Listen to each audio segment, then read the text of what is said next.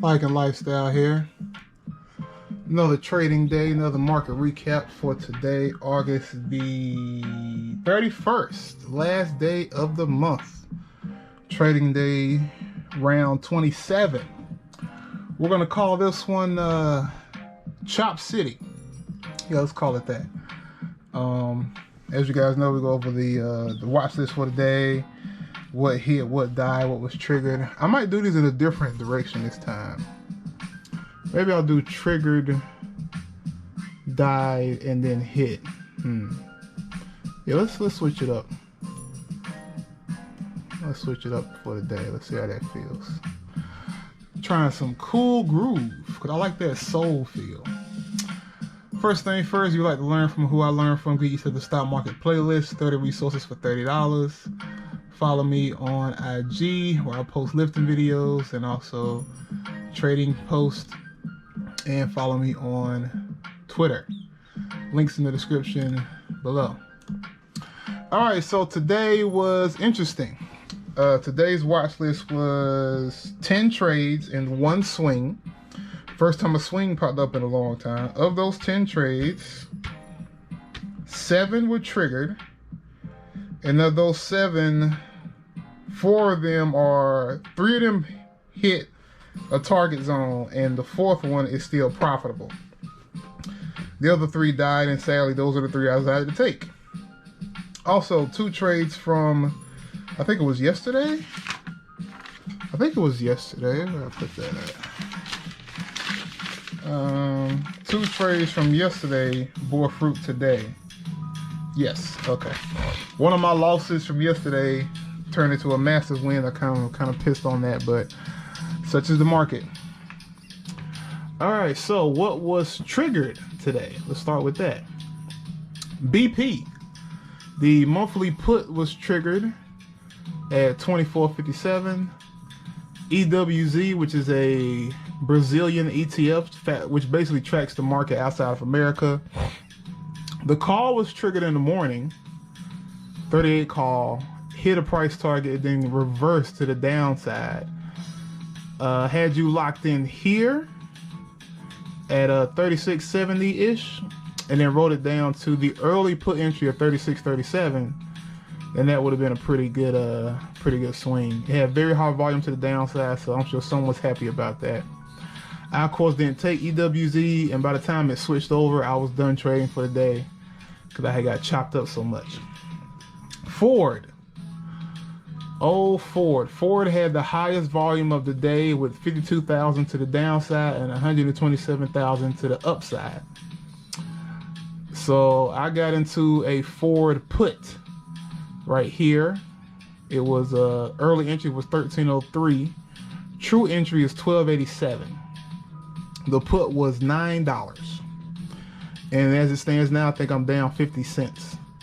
But as Ford climbed up to the top, the $14 call was actually going up. The call was $9 when it was down here, but by the time I got up here, the call was $11. So that would have been a quick little scalp of what's that? 20%, 22%, some shit like that.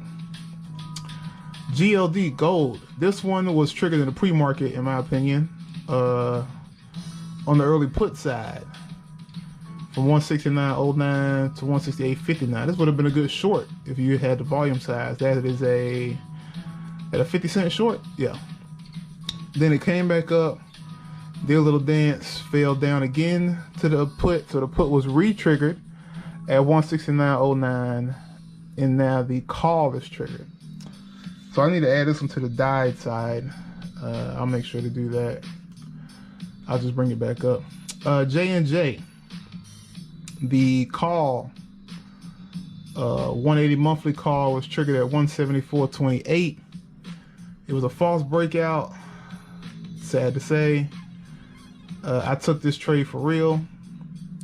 Then it went down and down, and then triggered the put side triggered the 165 put at 172.93.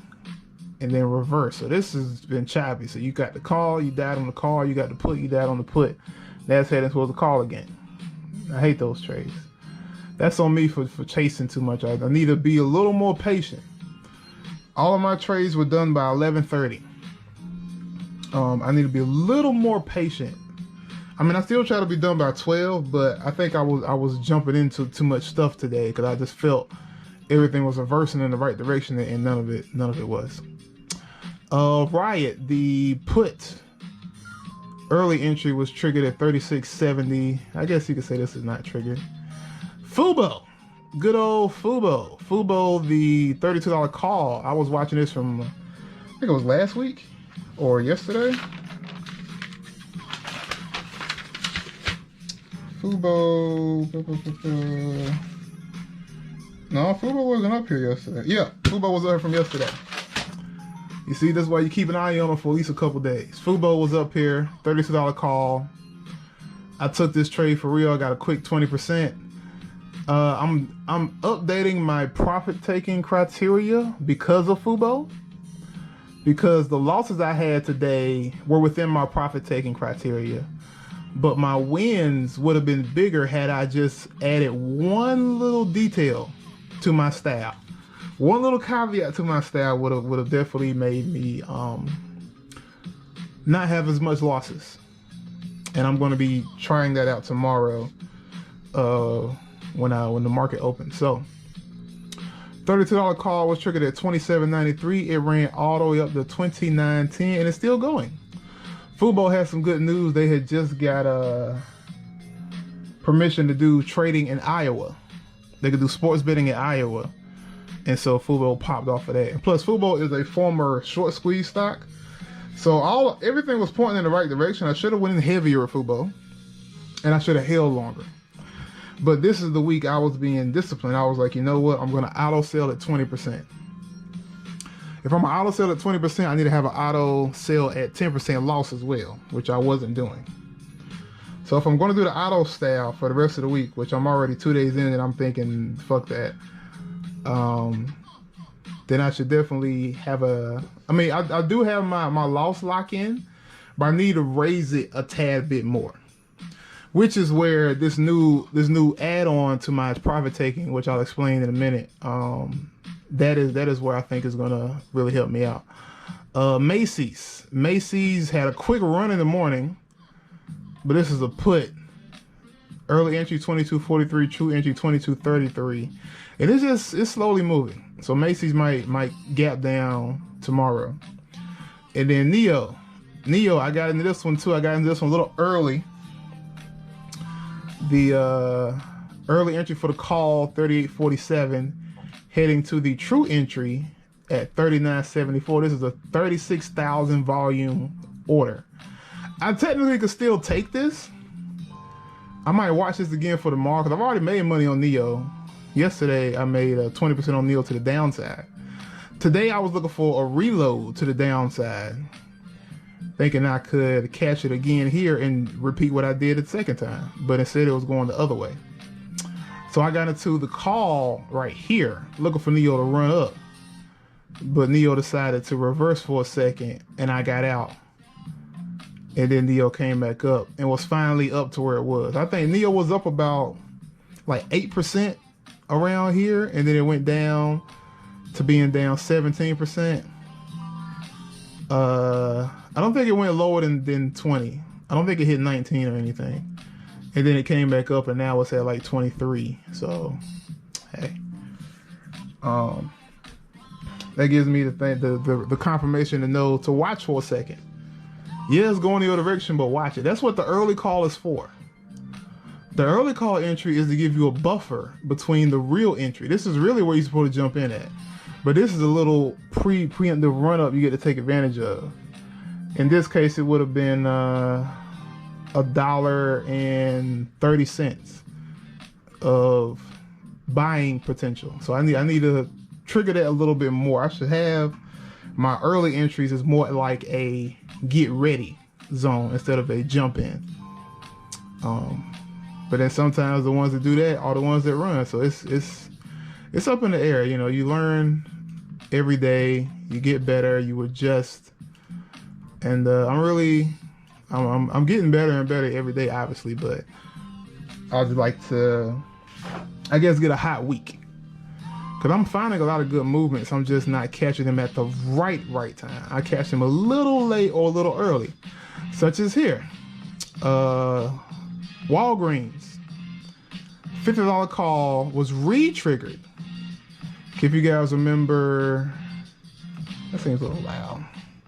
If you guys remember yesterday, I got into the early call around here and then got out early for a 14% loss on 44 to 38, which isn't wrong. There's nothing wrong with doing that.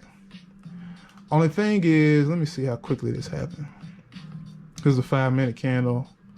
So I had 10 minutes to catch this move. I had like 6 minutes. So if I would have been watching Walgreens in the first 5 minutes of the day, I would have saw that they were moving. Because Walgreens today decided to raise their minimum wage to $15 an hour, which translates to they have more money to give their employees, so they should be making more money in general, so they should be worth more. Everyone jumped into Walgreens. Walgreens is up 4% right now, and it's probably going to be up even higher tomorrow. Fuck me, right? So I had got out of the call at $38. Today, this call was over $100. You heard me right. I went from $44 to $38 to $110. And I had 3 of them. Had I caught that trade, that would have easily ate any losses I've had this week or last week, really. It would have brought me right back up. That and another company I'm about to go over. But hey, shit happens, you live and you learn. A little pissed about that. I had the same thing happen with Microsoft. You guys remember Microsoft? I had lost like 20% on Microsoft. And then 3 days later, it ran for 700%. I'm like, should I have been stupid and diamond-handed? Or should I have averaged down? Or should I have just kept an eye on it? Because it re-triggered my mark. So the thing is, I need to watch any trade I took and lost. I need to watch for a second attempt. I'm going to add that to my trading criteria. Because usually it's the ones I miss, like Roblox, Airbnb, Microsoft. All 3 of them I took and lost like 10, 20%. And then they run hundreds of percents the following day or a few days later by re-triggering my entry point. So I'm not wrong. I'm just in at the wrong time. Son of a bitch. Here's another one. Oh, what else? Oh, this is those. All right. I just noticed something that kind of pissed me off a little bit. GM. I got into GM early right here for the put. And was waiting for it to fall down because I was following forward. I thought GM was going to follow forward, which it did, but it followed it at a higher point. So it wasn't in the negative as long. So this was a 19% loss from 27 to 22. I lost $5 on this trade. Wasn't happy about that. And now GM's coming back down again. So maybe once again, I was right, but I was too early. J&J, I got into the call too early. Looking for it to break through. It didn't. Lost 22% from 32 to 26. I lost $7 on this trade. And now the put is triggered. And you see this line down here. I was testing something. I'll tell you guys what I'm testing in a minute. Neo right here. This one, like I said, I got into the early call here. I was too early. I lost $4, 17%, and then it's running up now. Neo might be over 40 tomorrow. So that's another one. I'm not wrong. I'm too early. Nike just shit the bed. I don't know why. Nike shit the bed. But it caught me off guard because I had just added to my losing position on the Nike call, even though Nike's totally in put territory. Because that's what I originally got in Nike for, was a put when I caught it a couple days ago. But Nike, it just died in the morning, and I'm not sure why. I didn't see any news on it. They were talking about, I don't know, Nike, Nike, Nike, Nike just shit the bed. I don't know why. Nike just shit the bed. I don't know why. It just died in the morning, and I'm not sure why. I didn't see any news on it. They were talking about, Aster, the space company, on the Nike news, so it wasn't shit to do with Nike. So the Nike put died. I mean, the call died after I had averaged down. So I just cut my losses to 20 bucks. So I lost 43%, 15 bucks on my Nike trade. Because Nike was just dying. I should have cut Nike a lot sooner, which is something, like I said, I'm going to be adapting, getting out early. If it's going in the wrong direction, it's best to get out ahead of time and then use that money you saved from your stop loss to then get back in at a higher price to ride it out. So let's say it's a $50 trade and the price is going in the wrong direction. You get out at 52, so you lost $3. All right, boom. You come back in a minute, it's up to like 60. So since you only lost $3, you could jump in at 60. So now you in for $8 total over your original 50, which is still higher than your stop loss at 10. Because if you do 20% stop loss, that's $10. So if you got a $50 trade, you got in at $50, it went down a little bit, you lost $2. So now you have $8 left on your stop loss. It goes up to 55. So you jump in, it's 10% higher than when you originally got in, but you jump in again, now you in for $7 extra. So now if it goes back down to 52, you cut it again and you just got your max loss, but you got a second attempt. As opposed to jumping in at 50, riding it down to 40, cutting it, and then seeing it run to 95 the next day. Because it re-triggered your entry. Because that seems to be what happens, is it dies and it re-triggers the entry point. So Nike was a big L, 43%. Then I was like, okay, Nike, you want to go down finally. Okay. If you'll see the, let me do the monthly. The broad information right here. Nike hit the top of the broad information at 174.38.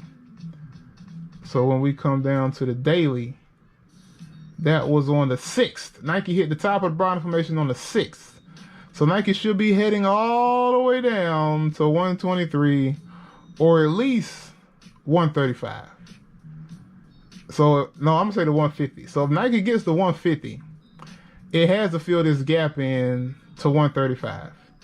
Then it'll come back up later on. But Nike has to die eventually. So I might still be watching Nike, because Nike has a death to do. It has to die. The rules say Nike has to die. Unless, let me see, we're going to do this live. Look at the trend line here. Yeah, Nike actually is breaking beneath its secondary trim level right here. So this is a shoot down. So Nike has to die. So I'm going to watch Nike. I'm going to get all my money back on Nike. Y'all watch. I'm going to have to get a higher put to get more safety. But Nike has to die. I'm going to be watching Nike again to see what it does. But I tried to jump into the Nike put around this point because Nike had already fallen so much.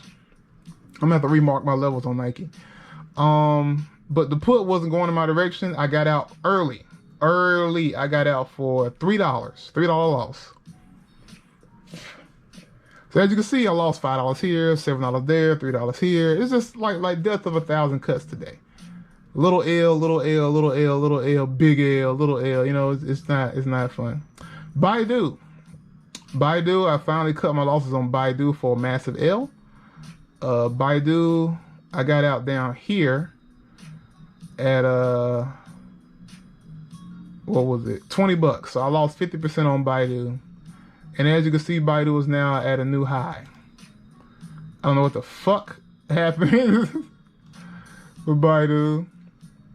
Let's see, there was a gap up. It filled the gap. I didn't watch that. Ah, damn. It filled the gap. It's been bouncing off of this line. This is the upward line. It bounced off the line and is up now. This is what is this? The 180. What is this?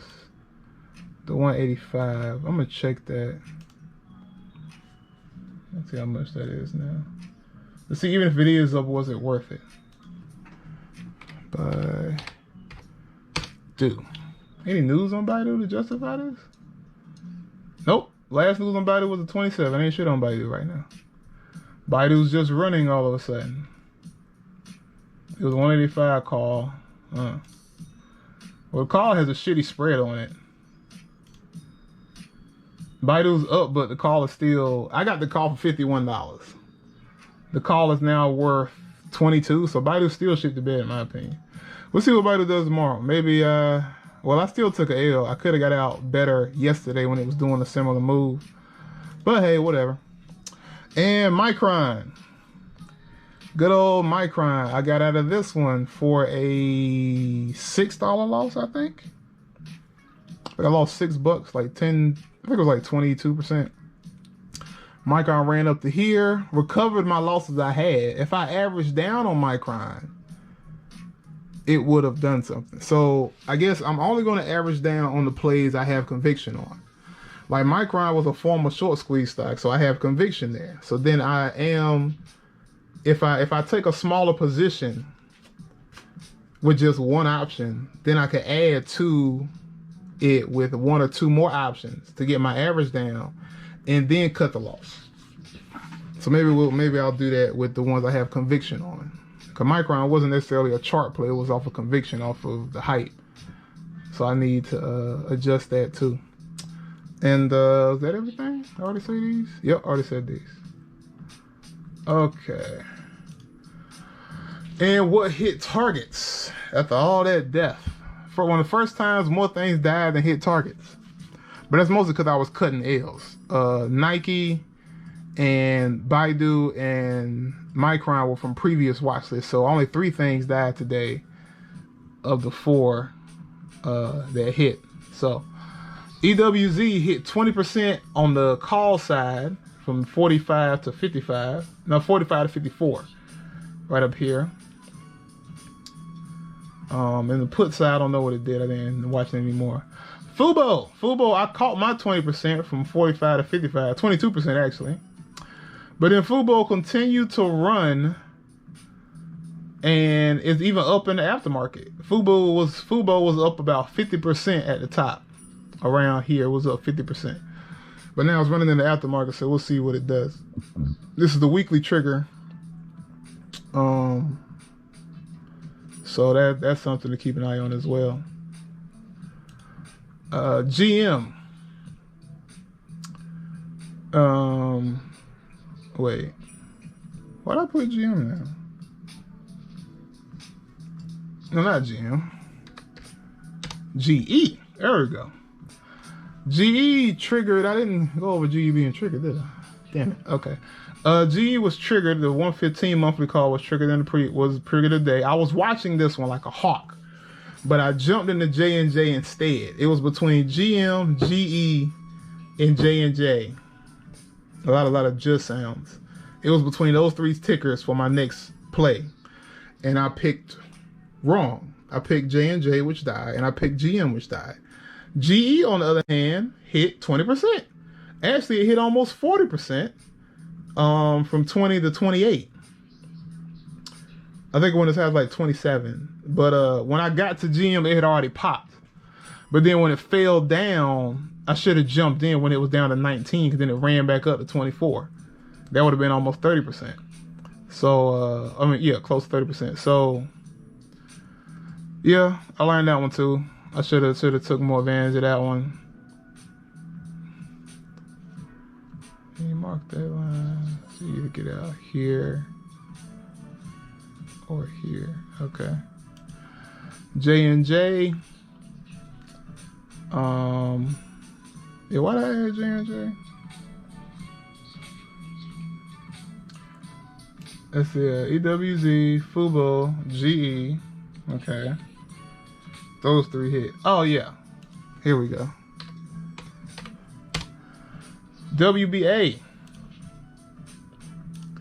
hit for over 100% up here after I got out the day before, because I was early, and I'm just boo-boo McGee over here. So yeah, fuck Walgreens. I'm playing. It comes with the territory. So life lessons for today. Patience. Have a little more patience, just a little bit more. I'm talking another 5 minutes. I need to watch more closely when trades are happening so that I can better take advantage of when there's a move that's for me. But I'm gonna give you guys a sneak peek of what I'm gonna be working on. So this is a 15-minute chart.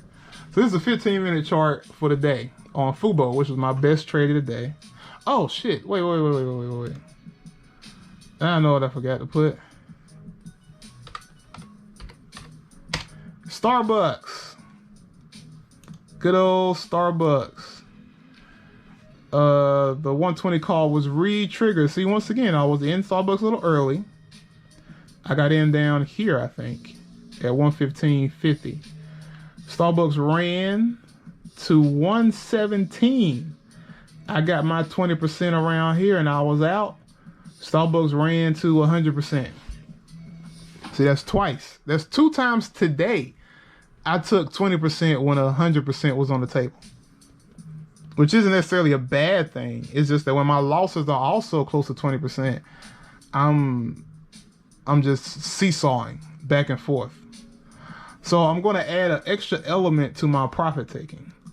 Before, I would take profit at 20%, 40%, 60%, 80%, 100%, so on and so forth. Then I adapted that to, after I hit one of those levels, my stop loss moves up with it.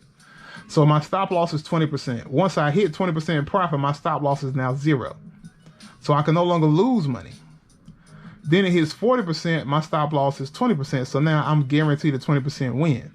The only problem with that is if the trade goes to 27% and then reverses, I end up not locking in that 20+% profit. Instead, I end up with like a 2 or 3% loss, which isn't the worst thing in the world. It's just, you know, you had 20+% on the table and you just let it run away from you.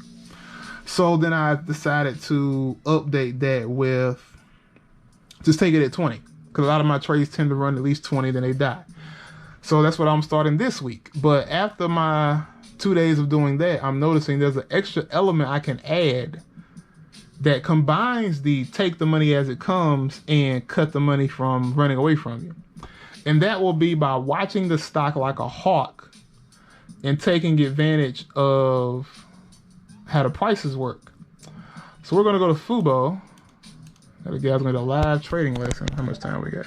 I had 28 minutes. Get a little libation for this one. Okay. So, try to cut this quick. So, Fubo, I got in around here. So, let's say Fubo, I catch it right here. My first stop loss is right here. Matter of fact, let me make this simple. Let's make it, oh, let's not make it green. Let's make them white. Yeah. All right, so my first stop loss is right there. So once the price of Fubo, I don't care what the option is saying. The option could be broke even. Once the price of Fubo is beneath this line, I'm selling it. And I move it up with every candle. So I get in at 27.93. My stop loss is 27.87. Real tight stop loss. As you guys see, Fubo ran down for a second. So if this happens, then this means you got in too early. If you get in, it goes down to here. This is where your original 10% stop loss. So maybe when I get in, I start out with a 10% stop loss off rip. So this would have been from 45 to 40. So if it hit 40 bucks, I'm out. But then you go from that to you change it to this. So after the next candle, your stop loss is now the bottom of the body of the previous candle. So as it goes up to here, my stop loss is down here. Fubo hits here, I'm out. Fubo keeps going, new stop loss. Fubo keeps going, new stop loss. As y'all can see right here, that's where I got 20%. So that's 20% lock in. Fubo keeps going, new stop loss. So that means right around here, I might have sold it. Now that's going off of the body. That's going off of the body. My original idea was to go off of the tail. So this is the wick. So get in first, get in here, 27.93. My stop loss is 27.60. That's about a 10% drop. Fubo goes up, new stop loss right there. Fubo goes up, new stop loss right there. Fubo goes up, new stop loss. As you see, it bounced on this stop loss because this is a low of 28.43. So let's say I dropped it down a smidgen, give myself a little bit of a buffering room, the 28.40. So you see, let's do it like this. So now 28.40 is my stop loss. This one had a low of 28.43, 28.44, 50, 28.89. So now I can move it up to here. What's this? 28.50. So let's say stop loss. Ah, shit. Well, you guys get the idea. I'm getting my shit mixed up. All right, so it's 28.40, right? Then it goes up to here, so 28.50. Give myself 5 cents, new stop loss. 28.45. But if you see right here, when this red candle happened, the low was 28.47. So it didn't hit it. Then it comes up here and it hit it here. So I would have got it around here. I would have got it 28.45 more than likely. Which would have been over 22%. It would have probably been 30, maybe 40%. Now another way to look at it is off of this is 28.50. That's 245. Then we go up here, 28.61. So 28.55, new stop loss. So we up here. Then it runs up to here, so then I could even make this my stop loss, 28.70, if I really want to do it. Because by this point, we're into the secondary trigger. So secondary trigger, I'm probably up 35, 40%. I don't want to lose, 10, 15% no more. So I'm right here with it. 28.70. So we go as high as 28.95. So I get 25 cents. So while it's heading towards this point, I'm debating. Should I get out now? Should I get out later? Should I get out? Yes, no, yes, no. Get out, and I got way more than 20% without risking a lot. So that's right here. Now you have a secondary trigger point. This is the weekly. This is the weekly trigger instead of the daily trigger. The daily trigger is down here. That's why I mark them both. So this is a secondary. I could get back in if I wanted to. So you get back in right here. Maybe, let's see, I did a $32 call. Let's say I get a 35 now. Because you shouldn't. Now, I'm coming up with this as I speak, so I'm rambling a little bit. I would suggest you don't get the same call again. Mainly because you're going to put all of your profits at risk. So let's say you put in 20 bucks. You sell it for 40 bucks. So you up 20 bucks, right? Then you jump in for 40 bucks. You don't have any guaranteed money anymore. You're risking it all. Which is not necessarily a bad idea, because as you can see, Fubo kept going up. But if you did do that, I would say go a little higher on the strike price. Let's say you get a 35 strike, because the 35 strike is 25 bucks. So now you're risking 5 bucks on that instead of 20 or 40 bucks for that same trade. Plus you get more upside as it keeps going. So let's say you get into the 35 call here. Goes up. Stop loss there. Goes up to here. Stop loss there. What's that? 28.87. 84. This one touched it for a second. Go up to here. Still holding. Still holding. Still holding. Holding. Up here. Holding. Goes up here. So you got out around here the second time. 29.19. So you went from 28.75 to 29.19 the second time. But as you can see, it's still going. So there's a chance, you know, this could be $40 in the next couple of days. You never know. Fubo is a former squeezer, which is also a benefit of multiple contracts. So let's say you had 5 contracts and you sold one there and one there. You already got all your money back now. So if you got all your money back, you can just let these run. And that's when you unlock those multiple 100% runs.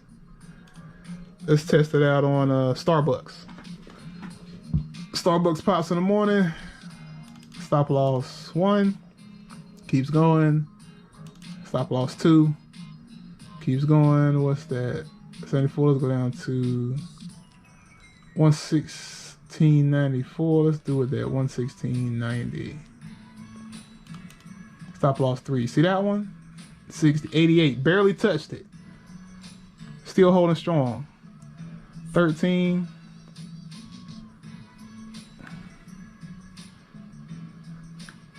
117.10. Bam. Starbucks still going strong. Now we up here with it. Now we up here with it. 30. Let me put that at 25. Still holding. Still holding. This one barely broke it. I'm also going by the body. I will say I'm going to tweak this as I go, but I think the true sign to get out of the trade is the body.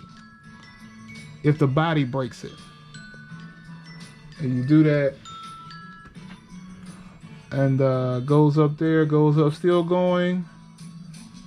New stop loss, still going. So you could still be holding Starbucks right now, from 115.77 to 117.40, with my adapted stop loss taken. Now I'm gonna keep working on this. Tomorrow will be the first time I test it out, and we'll see how that goes. Wish me luck. Oh, damn, this is a long video. Well, thank you guys for watching so much. You get better every day. Practice makes perfect. You guys have a good one.